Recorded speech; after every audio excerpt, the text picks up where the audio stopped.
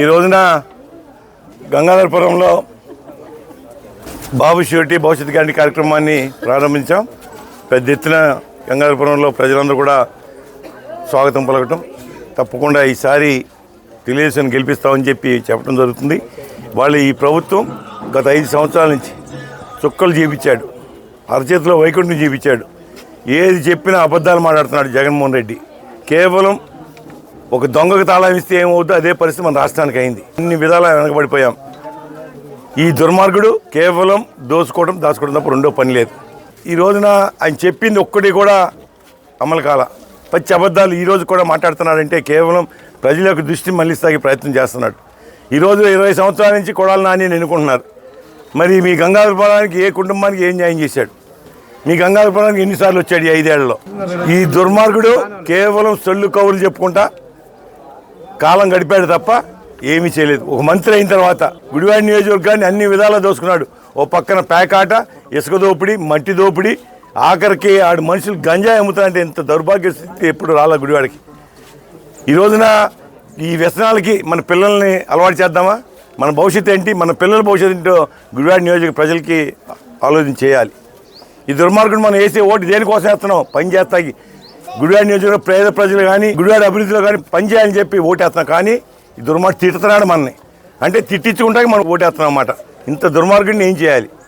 దయచేసి ప్రజలు ఆలోచన చేయండి. ఒక అవకాశం వెనుగల రాముకి ఇవ్వండి. గత 20 సంవత్సరాలు గుడివాడిని సర్వనాశనం చేసింది కొడాలి నానియే.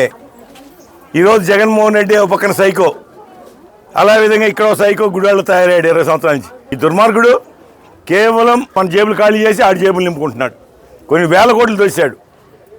ఈరోజు గతంలో కూడా చంద్రబాబు నాయుడు ఏ విధంగా అభివృద్ధి చేశాడు మీ అందరికీ తెలుసు. మీ గ్రామంలో కానీ అదేవిధంగా టిట్కో ఇళ్ళే కానీ ఏ విధంగా బ్రహ్మాండమైన ప్రగతి తీసుకొచ్చాం. కానీ ఈ దుర్మార్గుడని రంగులేసి మసిపూసి మారేడుకాయలాగా ఏదో మాటలు సొల్లు కౌరులు చెప్తున్నాడు.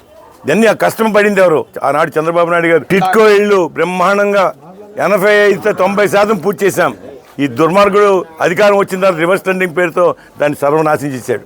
ఇవాళకి సరైన వసతి కల్పించాల. వాళ్ళు పొద్దున్నే మీరు టిట్కో వెళ్ళగలిగితే 10 మంది బ్రోకర్లు కనపడతారు. దేనికోసం ఇంత దుర్మార్గంగా పాలన సాగుతుంది? కేవలం చిన్న చిన్న కొంటి సాగులు చెప్పి ఎంతోమంది లబ్ధిదారుల్ని తీసేది. ప్రతి ఒక్కరికి ఎవరైతే గతంలో మనం అలర్ట్ చేశామో అందరికీ ఇప్పిస్తా అని చెప్పి మాటిస్తున్నా. దయచేసి వాళ్ళు నమ్మండి. ఈ ఒక్క అవకాశం వెనుగల రాముకి ఇవ్వండి. మంచి పరిపాలన ఇద్దాం, మంచి వ్యక్తులను ఎన్నుకోండి.